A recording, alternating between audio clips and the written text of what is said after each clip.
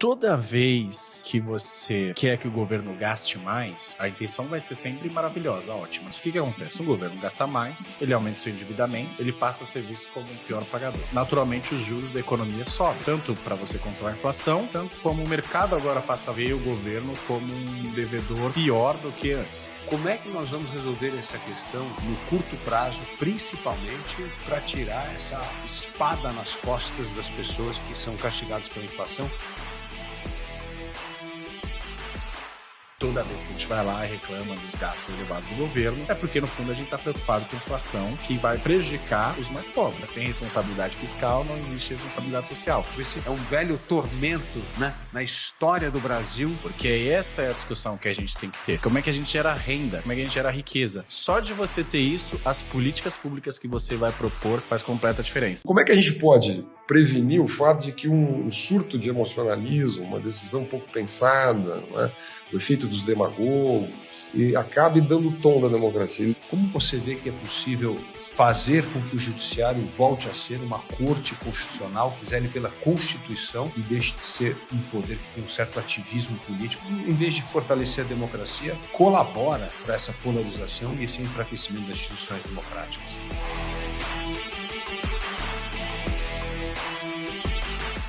Esse mundo da democracia pautado em instituições, as instituições clássicas da democracia liberal, essas aí, o parlamento, os sindicatos, os partidos, a mídia profissional, eu não digo que esse mundo explodiu, mas esse mundo perdeu relevância. Porque, no fundo, as raízes desse problema da polarização do populismo, eles são muito mais profundos. Com professores, ele não pode ser nem um profeta, nem um demagogo. O professor ele tem que usar com muita parcimônia o poder que ele tem. Não se cria consenso. Sem consenso não há democracia, né?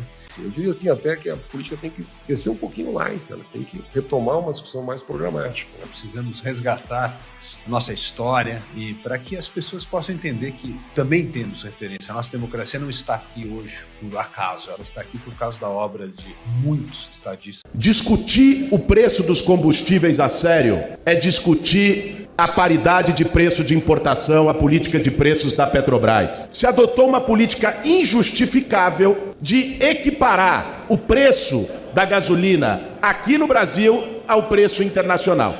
Nós precisamos acabar com essas falácias. O Boulos até pode entender de invadir terra, mas não de economia. PPI foi feito em 2016, sabe por quê? Porque o PT, na época da Dilma, fez o controle de preço.